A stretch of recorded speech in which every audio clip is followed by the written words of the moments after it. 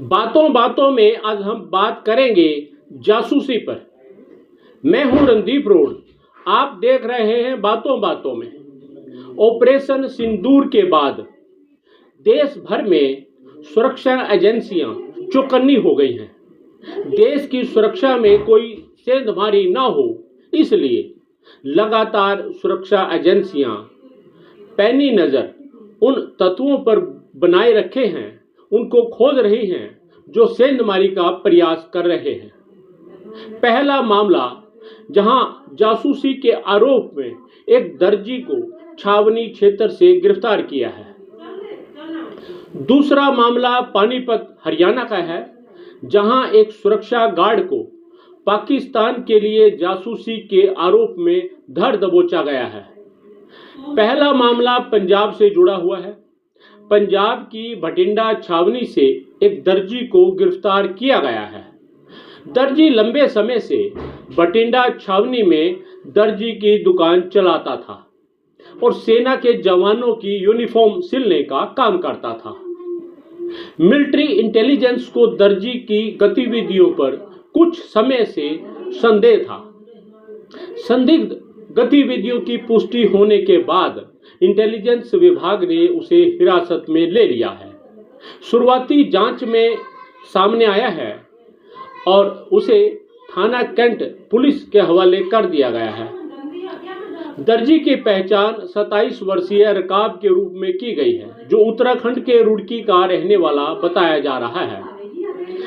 Police अधिकारियों के अनुसार रकाब के मोबाइल फोन को जब्त कर लिया गया है। उसे फोरेंसिक जांच के लिए भेजा गया है। रिपोर्ट आने के बाद आगे की कार्रवाई की जाएगी। आरोपी के खिलाफ भारतीय दंड संहिता की विभिन्न धाराओं और आपराधिक गोपनीयता अधिनियम के तहत मामला दर्ज कर लिया गया है। दूसरा मामला काफी सनसनीखेज है। हरियाणा के पानीपत में सिक्योरिटी गार्ड की नौकरी करने वाले शख्स को जासूसी के आरोप में गिरफ्तार किया गया है। खुफिया एजेंसी ने पाकिस्तान के लिए जासूसी करने के आरोप में पानीपत से गिरफ्तारी की है। गिरफ्तार शख्स अपनी पहचान छुपाने के लिए पानीपत में अपनी बहन के पास रहकर सिक्योरिटी गार्ड की नौकरी करता था। जांच में सामने आया है कि गिरफ्तार नोमान इलाही उत्तर प्रदेश के श्यामली कैराना का रहने वाला है। पुलिस अधीक्षक पानीपत गंगाराम पुनिया ने जानकारी दी है। नोमान इलाही पाकिस्तान के लिए संवेदनशील जानकारियां उपलब्ध करवा रहा था। पूछताछ और साक्ष्यों के आधार पर पानीपत इंडस्ट्रियल एरिया थाना में मामला दर्ज कर लिया गया है। नोमान इलाही के मोबाइल फोन सीज कर दिए गए हैं। जो आरोप और संदेह थे वो शुरुआती जांच में सही पाए गए हैं। यानी सुरक्षा गार्ड के बेस में नोमान इलाही और दर्जी के बेस में रकाब भारत की सुरक्षा में सेंधमारी करने का प्रयास कर रहे थे, लेकिन भारत की खुफिया सुरक्षा एजेंसियों की पैनी नजर ने उन दोनों को अपनी गिरफ्त में ले लिया है। लेकिन इन दोनों की गिरफ्तारियों से एक बात स्पष्ट है कि हम और आप कितने लापरवाह हो जाते हैं। हम अपने आसपास ऐसे संदिग्धों की पहचान नहीं कर पाते। हमें चौकन्ना रहना होगा और साथ में सुरक्षा एजेंसियों को भी समय से पहले जागना होगा। आप हमारी इस रिपोर्ट पर अपनी राय कमेंट बॉक्स में ज़रूर लिखें और इसे ज़्यादा से ज़्यादा शेयर करें।